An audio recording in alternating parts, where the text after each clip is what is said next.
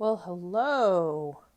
Welcome to Chapter 6, which is Deviance. And welcome back, I should say, because we have already discussed a little bit of this, but as you know, not much.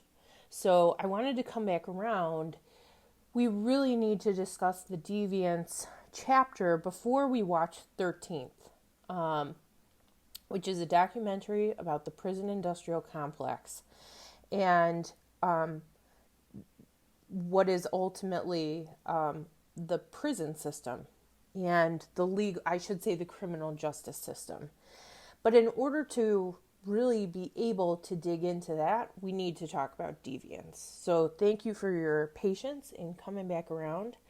And we're going to hit some of the highlights of chapter 6 in our book in this particular presentation. So at this point, since this is one of the first ones, let me give you some thoughts on what might be helpful here.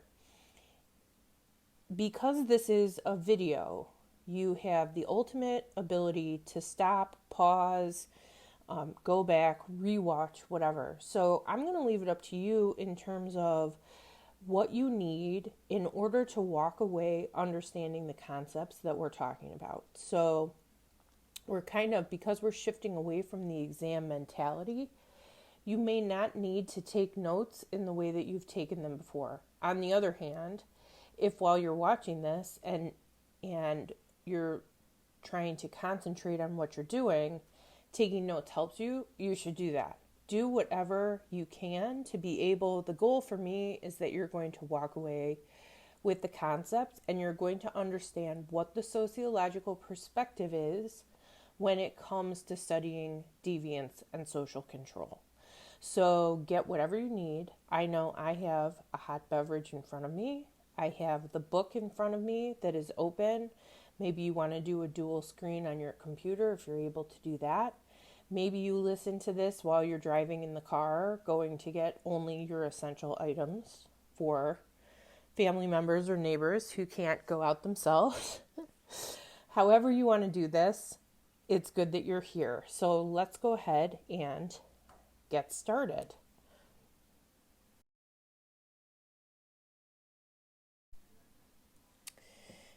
Deviance. This word sounds so imposing, probably because usually when we hear it, it's being applied to us. It's usually describing something we've done wrong or are currently doing that's causing some kind of distress for someone else, whether it matters to us or not. The study of deviance for sociologists is the study of the road less taken, because the consequences for taking it are enough that the majority of people don't, either because they disagree with it or because they're scared of what will happen if they do. Essentially, it's the study of breaking the rules. As we've already discussed, sociologists and many others call the rules that groups establish norms. That is to say that they are standards for group life, determined and enforced by those who find them necessary to keep the group together. While deviance in sociology is the study of breaking these norms, ranging all the way from the most informal norms like slip-ups in dressing for work or wearing an opposing team's jersey in the fans section at a home game, all the way to murdering someone. The study of deviance is also a close examination of the role that norms play in any given group or society. So we cannot have or define what deviance is without at the same time examining what the norms are in a given place at a given time. Let me say that again because it's very important. Deviance cannot exist without norms that define it. So we're really talking about two sides of the same coin. Norms have to exist before deviance can exist. As we start to work our way through different definitions of norms, we see that they largely agree on a couple points. First of all, it seems agreed upon across multiple disciplines. So these definitions coming up on the screen right now kind of cross over disciplines. They're not just sociology, but all of them seem to agree that deviance is something that violates a norm, and that violation of the norm is deemed not awesome. So there's a negative connotation to deviance. It's a bad thing. As we discussed in the culture section, norms are usually established to keep a group hanging together and to prevent chaos. They're naturally a force of order that often let group members know that order is a good thing. And they also prescribe for group members what types of behavior are considered good.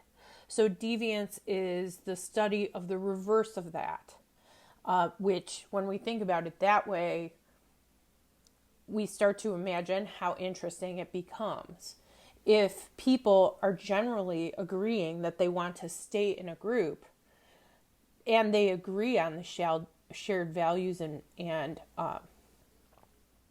beliefs, then naturally we think they would want to agree with the behavior. But usually when behavior comes into play, that's where we start to see a questioning of how shared those beliefs are, how tightly bound this community is.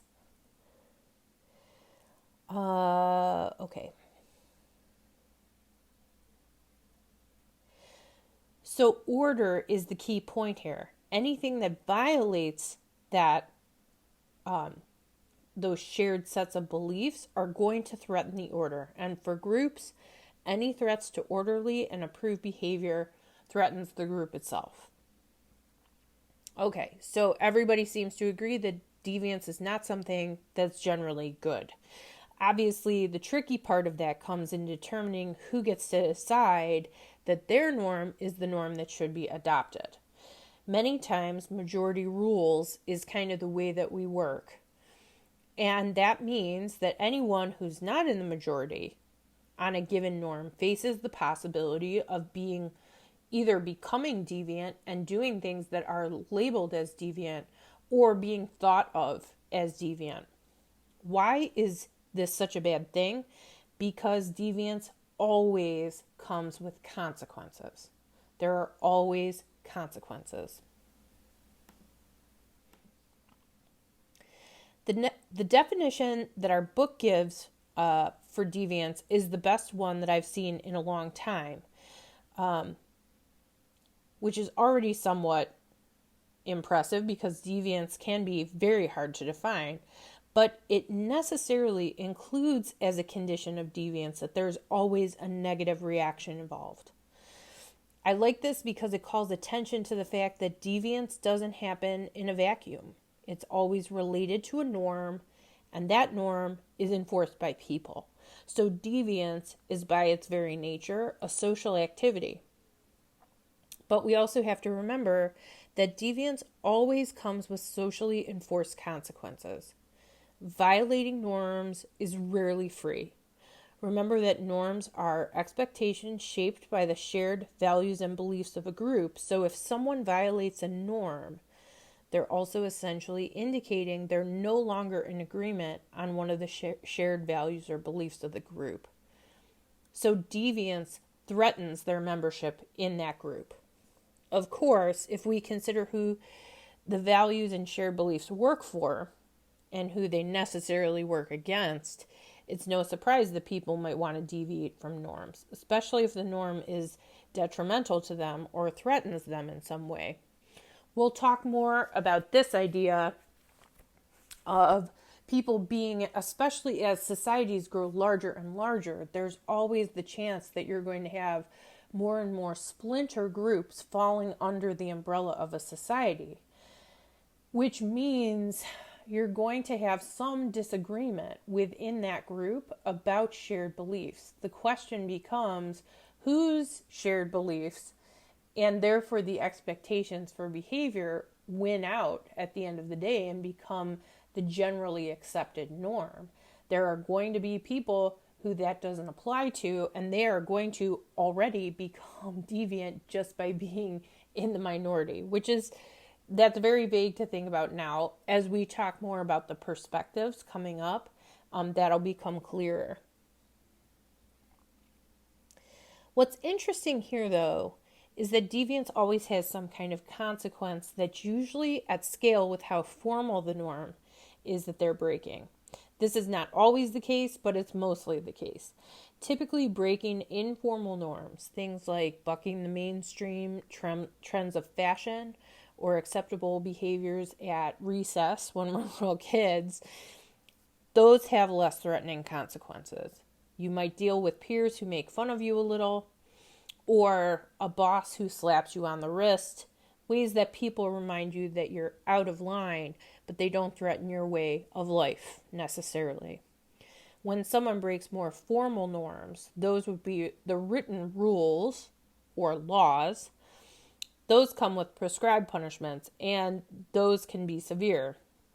Compare the difference of wearing something questionable to school with murdering someone. There's a consequence to both, but murdering someone is definitely much more consequential. Your whole life will be changed, and not in any good ways, if you murder someone. A little later, we're going to talk about how context matters here. Context is key to judging which behaviors are acceptable and not. But for now, just consider the difference in this country between walking on the wrong side of the sidewalk and breaking a law. Generally speaking, it's much worse to break the law. The only difference worth noting here, and it naturally lends itself to a conversation of deviance, I love this topic so much, is talking about taboos, which are the most stringent forms of both norms and usually the most consequential deviant behavior. So what am I talking about? Taboos signify any of these things, behavior, trait, belief, or characteristic, that are so threatening to the group because they are so opposite of a shared value that breaking them often results in complete rejection from the group. I mentioned murder before. In this country, still in some states, murder in the first degree, which is murder both with the intention and planning, right? So you plan, you've thought it out. This action is still punishable by death. Not everywhere, still in some cases. And the forms of death vary in gruesomeness, if you can imagine such a thing. Death is already pretty bad. The way you die is different. So some of the states, although now it is mostly lethal injection for the states that still have it, but murder used to be an offense that would be prosecuted by hanging, which is a terribly violent and painful way to die.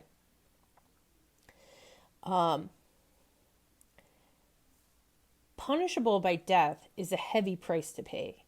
And from a sociological perspective, what it signifies to us is that the killing of another person, which is a belief, rooted in a belief,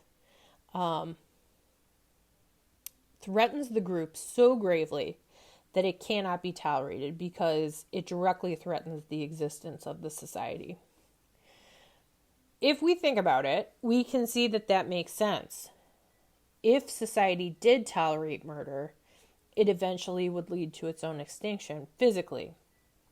But even before it happened physically, the actual killing of each other by each other, it would create such a violent and dangerous social life that no one would want to live in that group.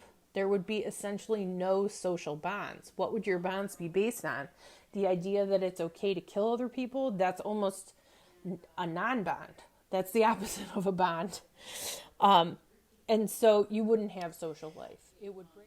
Another much more interesting example to me of taboos is when they're not necessarily formal laws. So a lot of our formal laws outline the taboos of society, and the severity of the punishment very often indicates to us that this is a behavior that is just simply not to be tolerated. So another example of a formal law that indicates a taboo would be laws against incest.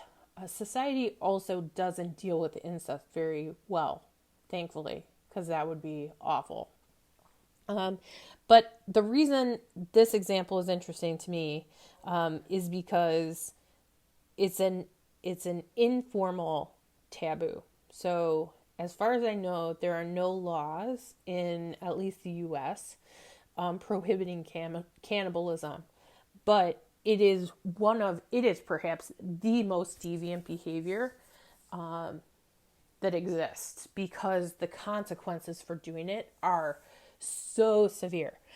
The thought of humans eating other humans is generally so repulsive that the consequences of it are completely disastrous. There's a reason we know who the Donner Party is long after they lived. And for those of you who never heard of this group, the Donner Party was a group of settlers back in the 1840s who were moving west, like so many were. And they were in a wagon train headed for California, but they had to cross the Sierra Nevada mountains. And they actually got stranded there because it took them longer to move than they anticipated, and they were caught in the mountains during the winter, which was it's a complete disaster today. But can you imagine before all those passes were cut through the mountains? They were taking covered wagons across the mountains. Crazy. Anyway, they got stuck there because of the weather, and they were stuck there for 4 months, unanticipated. And so they ran out of supplies, and they were dying of the elements. And so this party, in the people who were well enough to survive, were stuck in a situation where they were going to starve.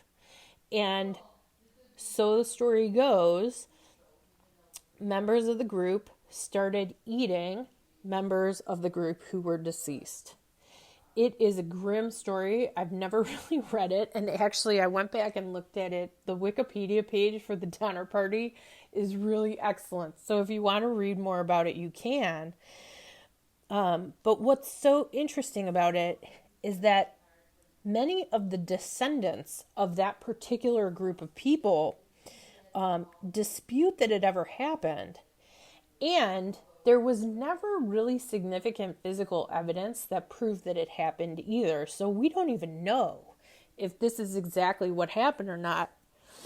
But the behavior of eating other people, and this is not even, we can go into levels of gruesomeness here, but this is not even suggesting killing other people and eating them.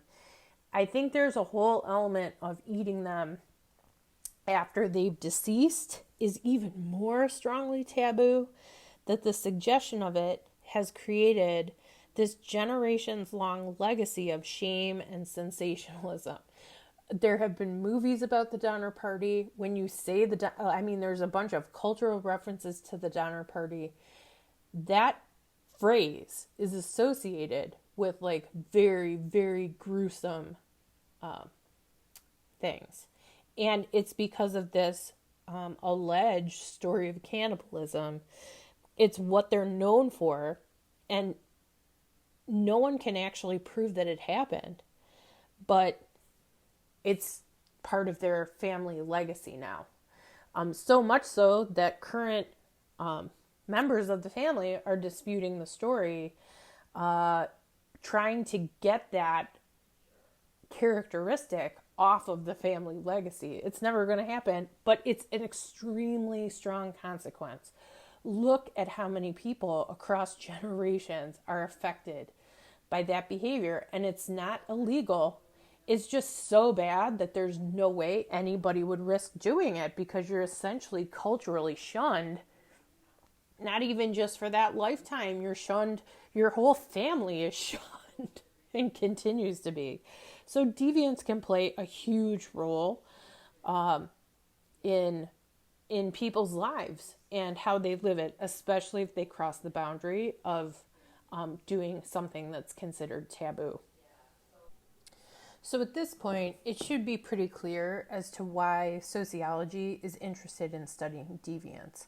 It really helps us to understand better the role and the function of norms in any given group, no matter how large. So we ask questions like, how are the norms formed? Who is determining what part of the shared belief system gets encapsulated in behavior expectations? And which ones particularly become more important than others?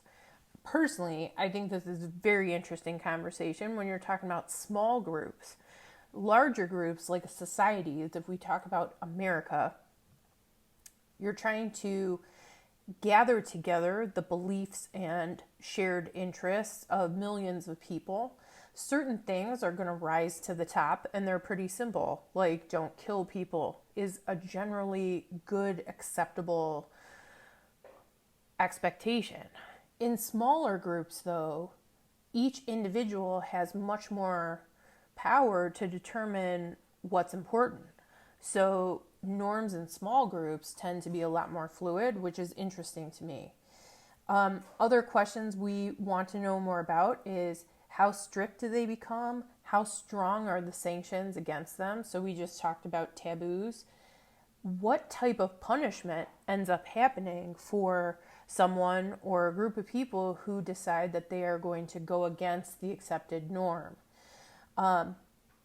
Who is subject to these rules, and more importantly, who may not be subject to the rules? We get into questions of things like loopholes in the rules, who can get around the rules, what are the resources that it may take to get around the rules? Is it just information? Is it some form of money and power? Is it influence? All of those things we want to know more about. And also, interestingly, who enforces the rules and how formal is that? Is it a group enforcement of those rules, or are certain segments of the population set aside, like the military or the police, to enforce the rules? And how do they function? And who are they as people, but also as a unit? The other side of this that's interesting, so all of those things I would say fall under the category of social control.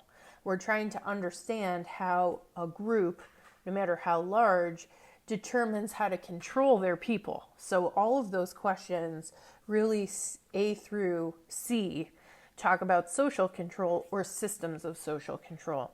D and E, though, really talk about deviance itself. So this is the other side of this study. How are people breaking the rules? So what are the methods they are going through with to either get around the rules or purposefully break them? And what motivates them to do that? What about their person and their position in society makes it interesting for them or worthwhile for them to actually break the rules? And what happens to those who don't follow the rules? What are the consequences? Even if it's not in the legal sense, how do others react to the breaking of those rules? So all of this, it should be pretty clear that this is an interesting project for sociology. We also, though, want to understand group cohesion. So in studying deviance, what we actually study is both how strong or what the markers of strong group cohesion is. That is that sense of how groups hang together, but also what are the things that will break that apart? So what types of activities in any given group or society will work against social cohesion?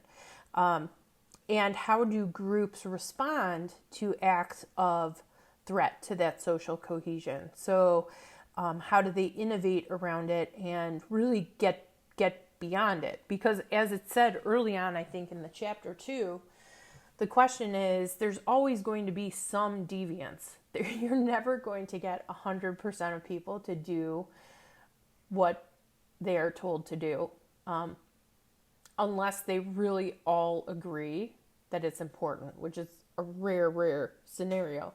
So how do groups innovate to deal with the fact that deviance will always be happening there?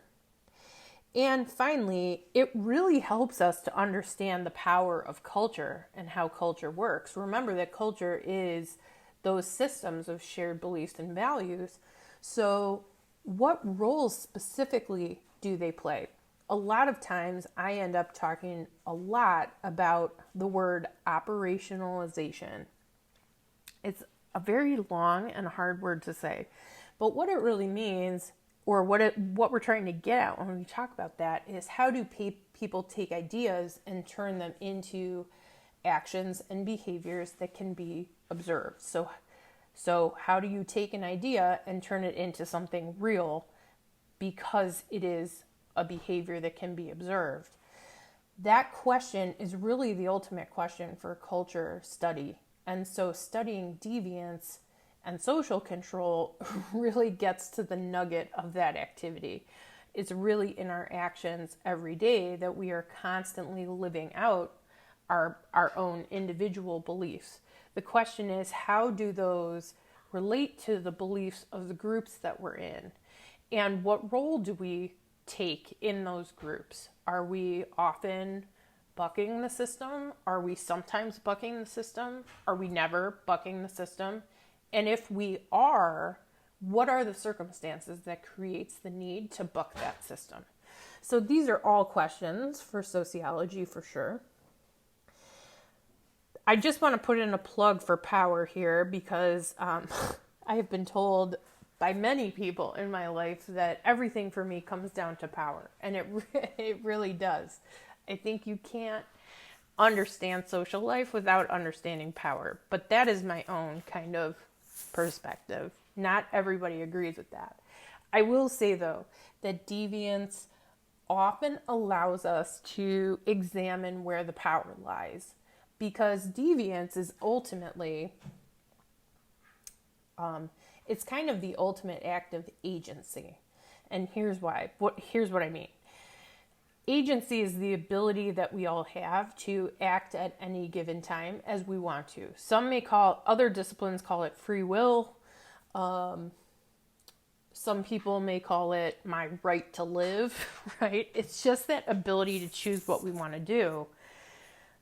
The thing about social control is that it is an expression of power. If we are enforcing it, someone is choosing to say, they're choosing to judge others' activities, and then they're choosing to say, this crosses the line, you can't do that, and here's the consequence for it.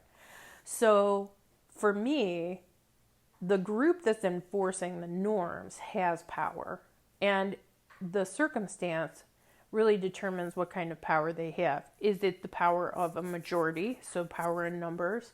Is it the power of ideology, so power in an idea that's directing a lot of people? My personal interest is really around the circumstances that create individuals who will fight that kind of oversight or power, despite the fact of consequences. So we all know people, and maybe we are that person, who is constantly butting up against authority, right? That to me is a very interesting question to examine. How is it that someone gets to the point that they're ready to take consequences, whatever they may be, to fight the power? And the power lies with the establishment, the norms, the accepted values, the people who have been appointed the leaders in that system. So that is always very interesting to me, and I'm going to talk about that a little later when we get to, shocker, the, what am I trying to say?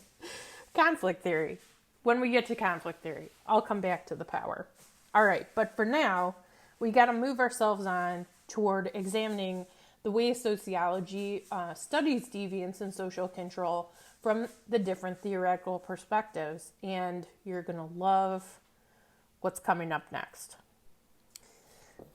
Man, I love this chart. How many times? I'm sorry, guys, we're going to come back to this chart every single chapter. So if you find yourself fighting the chart, I think you should just start spending your energy on embracing the chart, because this is everything. So we've already done this type of analysis before in every other chapter we've done. So it should be of no surprise that we see structural functionalism up first. And I have to tell you, from the standpoint of social control, structural functionalism loves the discussion of deviance. And I think we might be able to guess why based on what we've talked about already. Structural functionalists, just as a review, believe in order and structure. Remember, society is basically a delineated, mappable landscape that everybody plays a very particular role in. It is inherently an ordered type of thing. So, of course, deviance for them, number one, is a huge threat.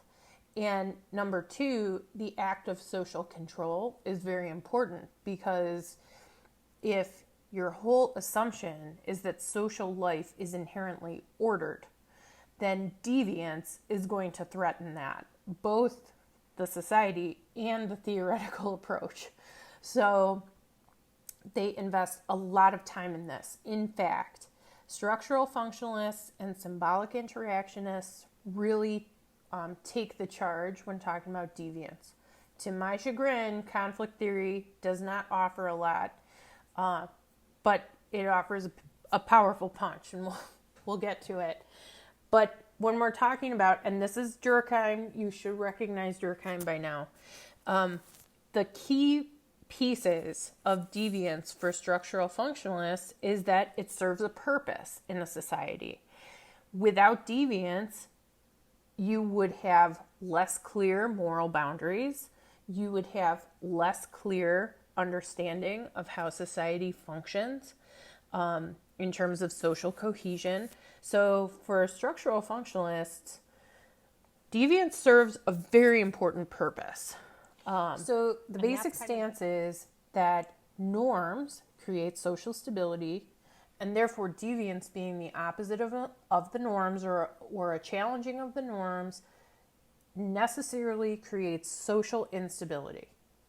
The other key norms create social cohesion, therefore deviance destroys social cohesion. So that is the function of it, though. That's the point of it. And so once you know that deviance is going to be happening, you as a functionalist and as someone working in society can set yourself against that which will always happen and work to preserve those things. The group that really, from a practical standpoint, this theory comes into play a lot when you study criminology. So any of our enforcement agencies really rely on and operate on this kind of functionalist understanding of deviance. So deviance is something that has to be worked against because it's threatening the very fabric of society. And if you listen to police officers, military personnel, anybody whose job is specifically purpose to deal with deviant people, you will hear tones of this. They don't all necessarily learn this theoretical perspective, but those institutions are kind of set up with this perspective. And I should also mention that our book also seems to me to be very pointedly talking a lot more about this perspective and the symbolic interactionist perspective than others. So I think there may even be something just about even the way sociologists present this information, it kind of lends itself to this perspective, because we wouldn't necessarily be calling it deviance if there wasn't a real stated or often implied importance in the norms, right? It would be called something else. Deviance as a word is a negative connotation. It's deviating. Unless you can really remove any kind of colloquial meaning from words. I can't do it. When I hear the word deviant, it means not good. But really, in reality, that word just means deviating from something else, turning away from something else. So anyway, sidebar tangent. All right, so let's have a look. Whenever you study functionalism and deviance, you're going to find the theorist Travis Hershey. And the reason I bring up criminology is a lot of his work was adapted by criminology. In a lot of cases, he contributed to that literature. So he is definitely in that camp. His theory is actually called the social control theory. It really rests on the idea of social bonds. And this idea that if you are deeply connected to a society or a group, that connection will automatically cause you to conform, because you've got the outside group working to define you. So people not in your group recognize who you are and define you. But then you're also being defined and taught what you need to be doing and how to identify from inside as well. So you're receiving, as this individual in this group, you're getting pressure from both sides to do this, to adhere to these norms of the group, right? And I think there is room for critique here. Look for this in some of the questions that I give you for your homework, because I think we should question whether or not that is true. Nonetheless, his theory says, and ergo just means therefore, Latin scholars, ergo equals therefore, those who are most connected to social institutions are less likely to commit crimes. I mean, it's kind of the transitive property in math a little bit.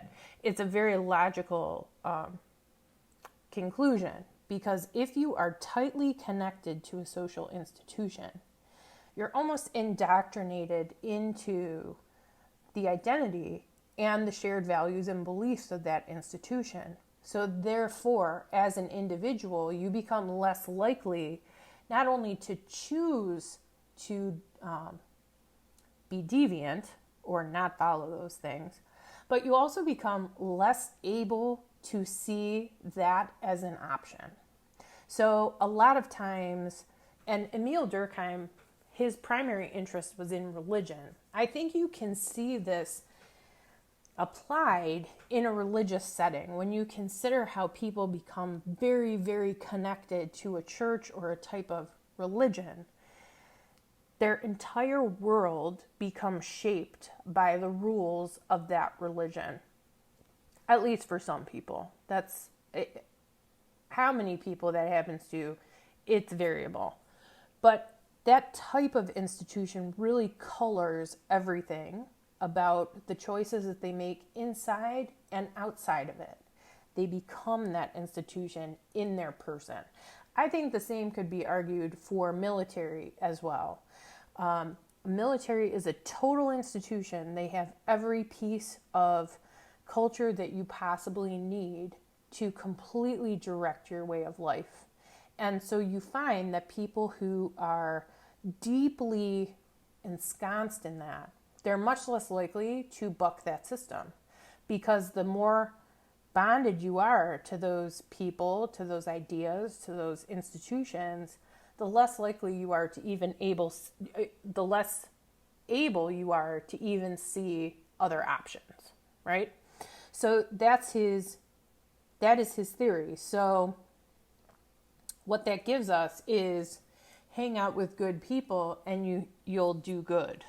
Hang out with bad people and you're going to be bad, which we see applied in policing procedures even today, right? We know that neighborhoods can be quote unquote trouble neighborhoods or troubled houses or troubled individuals in the area, and they are over policed for this reason, right? Because there's a suspicion there that if something bad is going on, that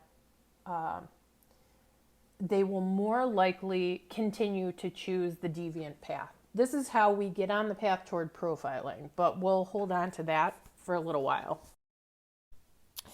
Okay, there's a lot of other structural functionalists who deal with deviance, but the other one that the book mentions is Robert Merton. And he is nothing to sneeze at when it comes to complexity. Robert Merton was a sociologist he began writing in the 60s, and is really the foundation for a lot of modern theory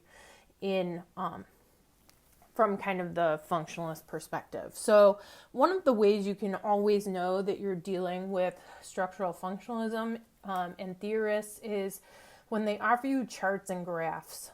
They're essentially models. And so the book lays out what is called the structural strain theory. And this theory, I really like. It's a bridging theory. It comes from a structuralist perspective, but it includes a little bit of conflict theory, which I've clearly stated I already love. But what it does is it acknowledges that, number one, deviance is an inevitable social phenomenon. And so in every society, we have to be ready for that. But also, the strain theory basically says that an individual's position in society can create a strain when it comes to being able to achieve these collective goals together. So what is laid out here are almost typologies of person based on where they are in the social structure.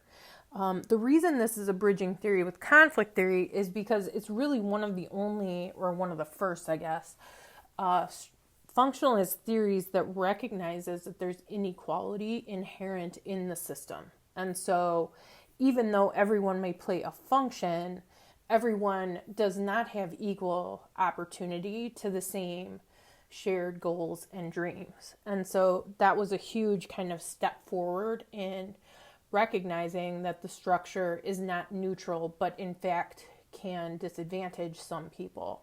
So if you look at this chart, this is a figure in the book and I really liked it. It's not a direct copy. I kind of toyed with it a little bit in changing some of the colors.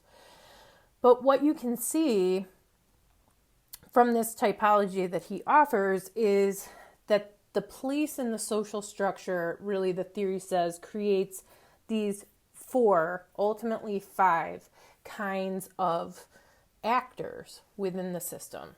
So you have conformists who accept society's agreed upon goals and the means to get them. This is people for whom the system is working. I'd like to use white men as an example if we're talking about our current capitalist system, because really they can move throughout the system and achieve the goals of the system by the means that the system offers. So if we're talking about the American dream, which the book talks about as kind of the goal, then conformists accept that the American dream is a worthwhile goal and they accept the means by which that society offers to get it. If we're talking about American society, it's the ethic of hard work and sacrifice that will get you to the American dream. The problem is that not everyone in the system has equal opportunity or access to the American dream, and that's why strain theory is so important. So the other quadrants of this, starting with innovators, acknowledge that there are issues within the system and they basically choose to work against them a little bit. So innovators accept the idea of the goal being valid, but they don't accept the means. So for instance, if we are talking about the American dream as the goal, an innovator wants the American dream, but because of the position in the social structure, doesn't have legitimate access to the dream. So the means by which everyone is doing this, maybe going to college and getting a job directly out of a 4-year college and then rising through the ranks of that job and eventually becoming the CEO where they're earning a lot of money, that pathway is not accessible to innovators. And so the innovators often reject that pathway and seek another path to get to the same end. I think the book uses the example of drug dealers, which would be a great example of innovators. These are people that still say, I want the American dream. I want the yacht and the big house and the fancy cars, but I'm going to sell drugs in order to get that. And in some ways, they excel in their own system. On the other hand, so you see these top two in the model accept the dream. They accept the end goal. They're working toward the same goal. The ones on the left do it in a way that would be considered, quote unquote, legitimate by the system. The innovators, the ones on the right, reject the system, but they still want the dream. The two bottom columns, or rows, I should say, are people that reject the idea of the dream. So you have ritualists who acknowledge, so these categories are fascinating to me. Ritualists acknowledge that they're never going to get the dream, but they continue to work through the means of society. We'll come back to them in a minute because that could be where a lot of us are sitting. Retreatists reject everything about the system, which is what the name implies. They actually choose to reject the shared belief, and they reject the means. So they're living outside of the system. A lot of times the typical example of that is like Buddhist monks living on a mountainside, which is fine. But I think for a more American example, I would offer you people that are choosing to, quote unquote, live off the grid. So they're living in the woods in a trailer. They don't really plug in to the electricity grid, any of the information grids, and they're just completely survivalists. They don't want to be a part of society. They remove themselves from that. And that in this country, that works out for them. It's totally fine. What's interesting about the ritualists, though, and let's think about that category for one more second. Think about what this means. This is a good question. I may ask you to examine this in your writing that corresponds to this video. Think about the ritualists, though. These are people that uphold the system, but don't believe that the dream is achievable. In the words of Merton, they've completely given up on the dream, but they continue to work within the system. This, for me, some say that retreatists is the most challenging or the most difficult to live out in terms of this because they completely remove themselves from everything. I tend to think that ritualists are in a tough existence because imagine, and maybe we can begin to see it in ourselves when we think of this, working through the system and knowing that the end that the system is designed for is not ever something you're going to get to. That's what a ritualist is. In some ways, if we're being value neutral about it, I think this is where Weber comes in, and you noticed he was not included on the chart because Weberian theory kind of fits into structural functionalism in this regard. But ritualists would be, I think, a good example of them might be bureaucrats, like low-level bureaucrats, like the person at the DMV who's working at the counter. That person is very far away from the goal of working through a system of power. And yet, typically what we find are the people lowest in the bureaucracy are the most adamant about keeping the rules and making sure that the system continues. So I do think that's an interesting category to think about. We'll come back to that in some writing in our assignment.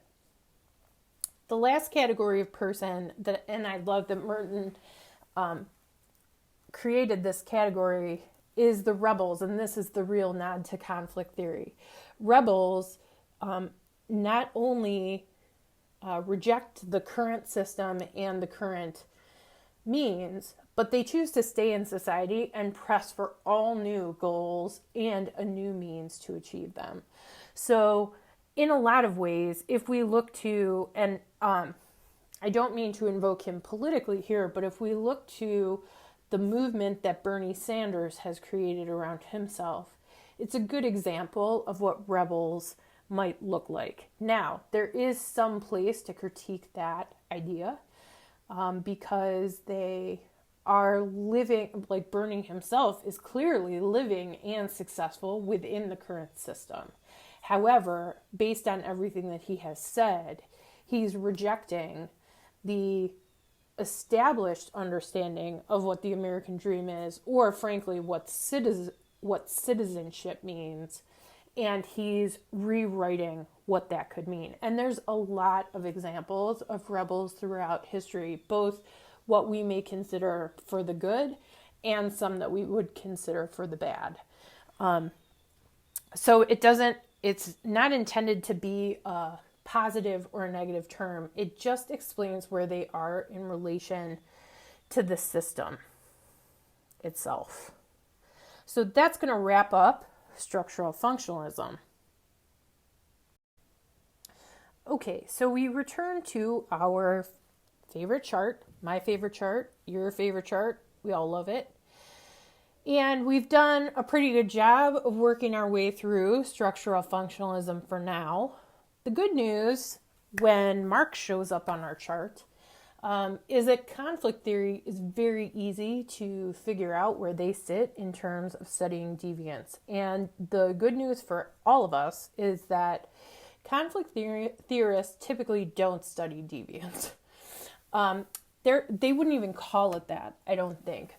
Part of the reason that conflict theorists, especially modern ones, Karl Marx was the classical one, but modern conflict theorists focus really on the experience of oppression by the system. So guess who they are actually studying from a structural functionalist perspective? They are studying the deviants, the people who may likely be labeled deviant in any given system. They're studying the people who, because of inequality, don't have the same access. So they wouldn't even categorize that behavior as deviant. They would categorize it as those with less power, recognizing their own solidarity with each other, who all experience less power and who work to overthrow a system that's holding them down.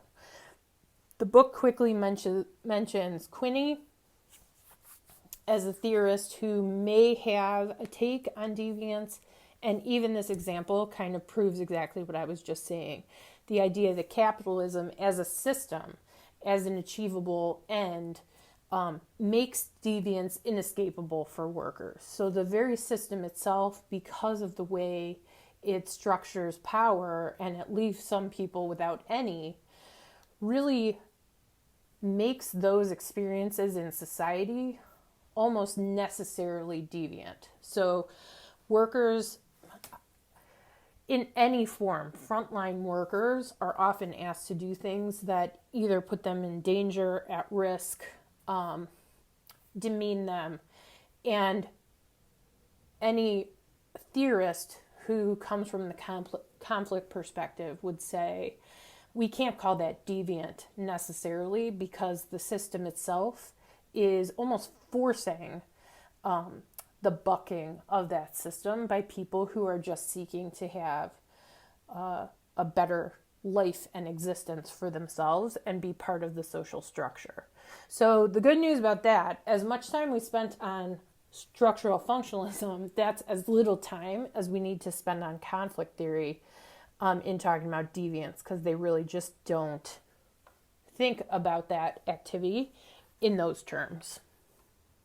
Finally, we're going to head into the land of symbolic interactionism, and we didn't spend a huge amount of time when we were talking about classical theory, mostly because symbolic interactionism is a relatively new school of thought, but it does offer us an interesting comparison lens to structural functionalism, which says that the system basically determines people's actions, people's development. And symbolic interactionism takes that and turns it completely on its head and says, actually, deviance is something that is learned, and it depends on the very specific local context for it to be defined. So symbolic interactionism doesn't talk about structure at all. In fact, the only structure that they see is that people live in social groups, and those social groups transmit culture via learning and the process of socialization and reinforcement. So it's all kind of a personal behavioral approach, which I think for our modern eyes make it easier for us to understand. This is a very common way that we talk about even just our own lives without thinking about deviance. And so if we look at what they are proposing here, symbolic interactionists take as kind of truth with a small t that norms are socially constructed. So they're not determined by a structure, but they are created by people. And because of that, deviance, in quotation marks, is determined by particular context. So what is deviant in one particular context could be completely considered normal and acceptable in another context. Secondly, norms are dependent on that context. So both norms and the not following of the norms or the challenging of norms are behaviors that are taught and learned. So there's very much the social construction of reality in every given moment. This should sound very different than the idea of a structure, almost like a frame of a building holding up these things and people move within it. In symbolic interactionism, people every day, by their social interaction, are creating the world. So you have, similar to our previous discussion, you have a couple theorists noted in the book. By the way, it should not go without saying that there are scores of studies and research done from this perspective on deviance. It is really this and structural functionalism are really the main schools of thought when it comes to deviance.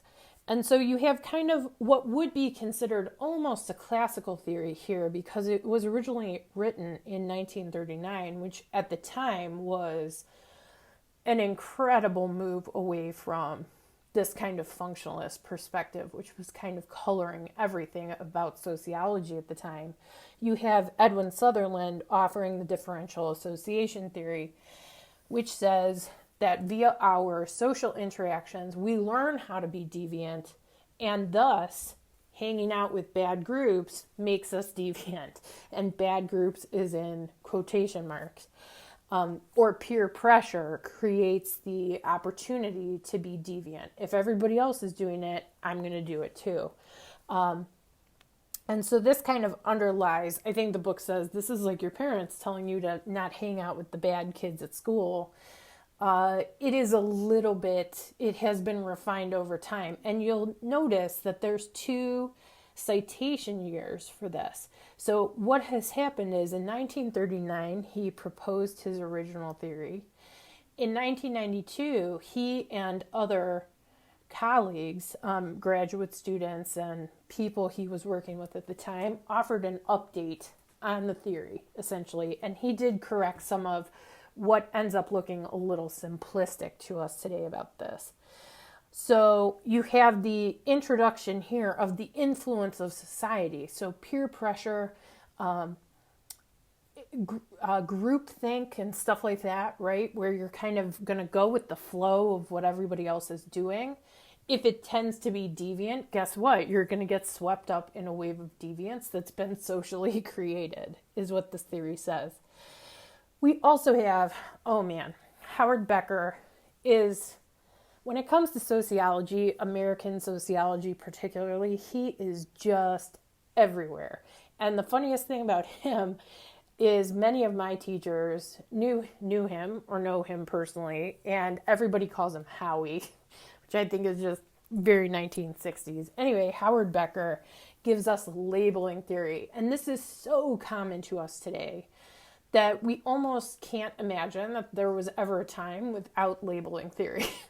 But what he says is that, very differently from the structuralists, he says that no act or behavior in and of itself is deviant. Everything is determined by the context, right?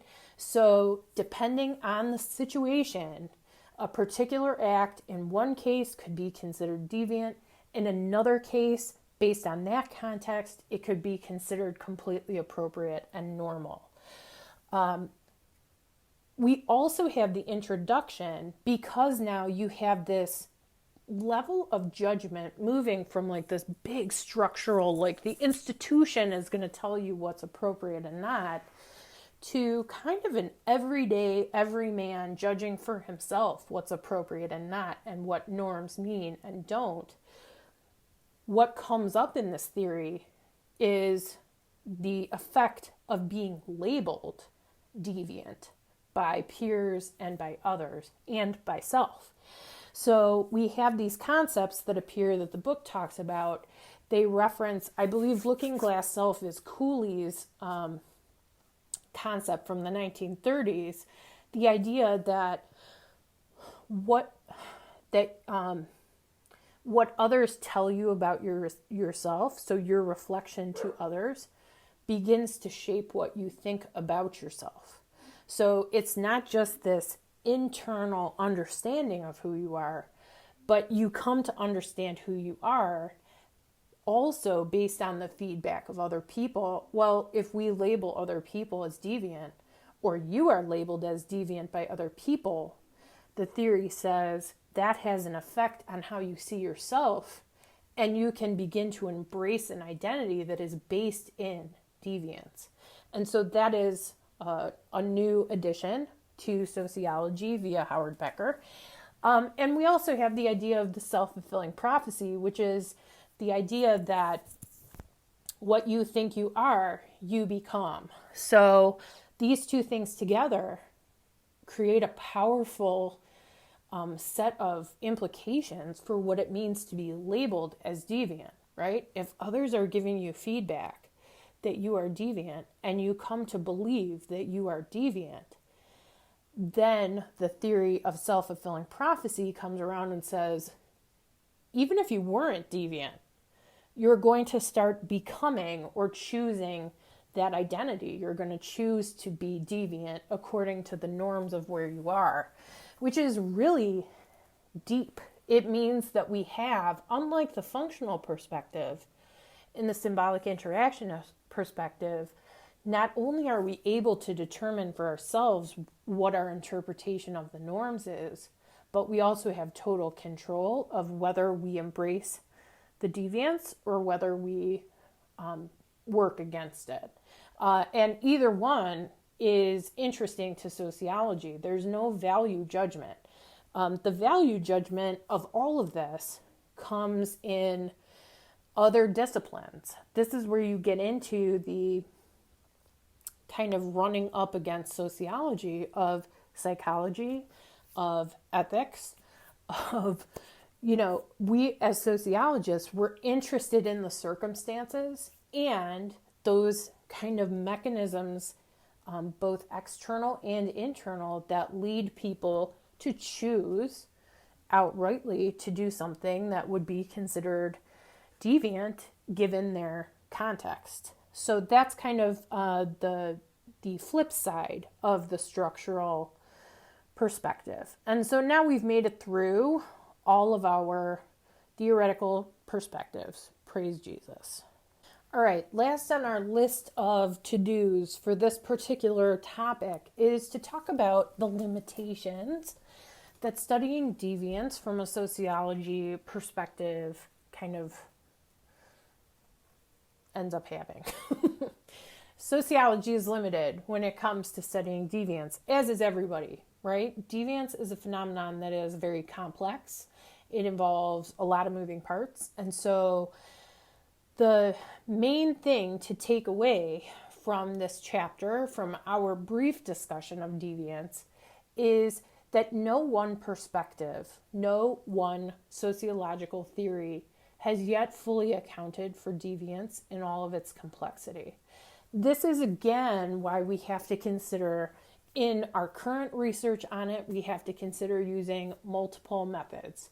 We have to consider thinking about this in terms of multiple theoretical perspectives, because it's extremely complicated to unpack the influence of social structure and agency that we have ourselves to move within that structure. And deviance is perhaps one of the most complicated things to think about in terms of that. So there is not one single theory that explains deviance, and every theory proposed has some blind spots or some very obvious areas of critique that we need to take into example.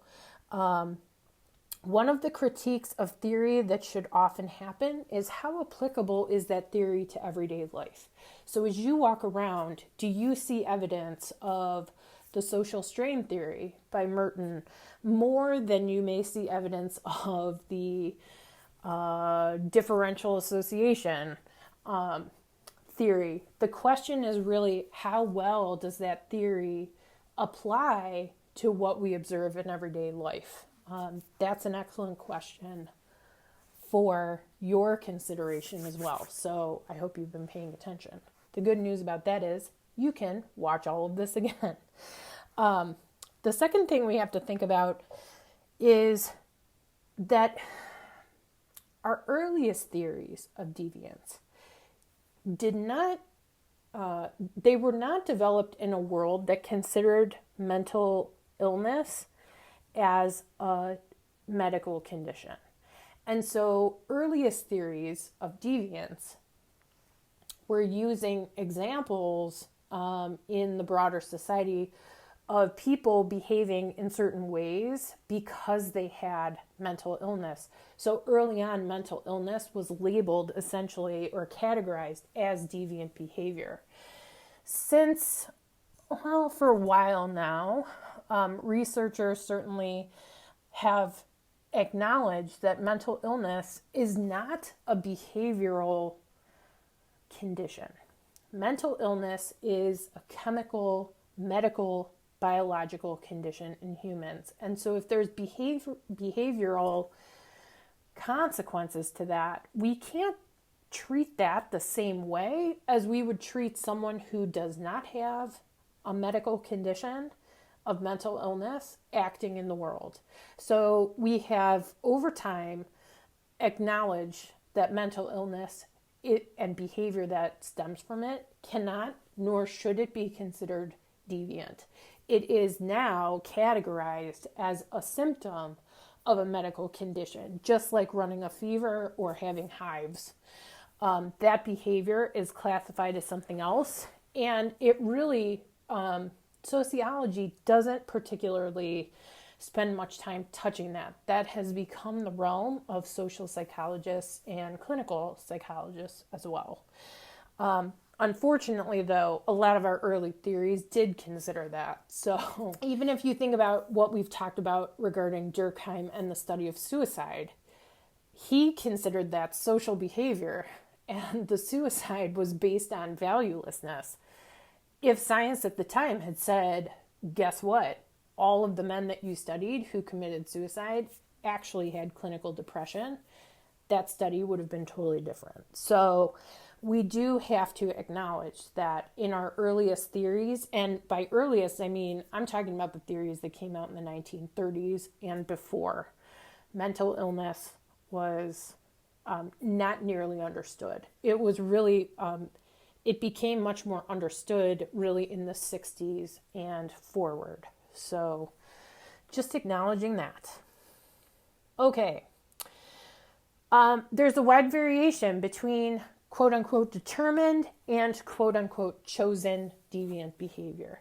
I talked about this a little bit in the symbolic interactionist part. This is really the age-old issue of balancing kind of correctly for our understanding the role of structure versus agency.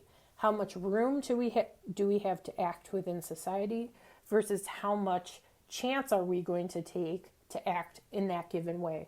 That is a constant tension that plays out in sociology, and all of our theories have a certain amount of both of those things baked in. With structural functionalism being the structure works a lot, and symbolic interactionism being no, we have a lot of agency and we create the structure. So those things are kind of tough to work through. And look at that, I just kind of said this. These, the main goal here is to understand that deviance is something that we have different lenses on. It is not determined to be necessarily because of structure or because of agency. Each approach has its own kind of theory about how that is playing out. And the main goal, let us not forget the main goal.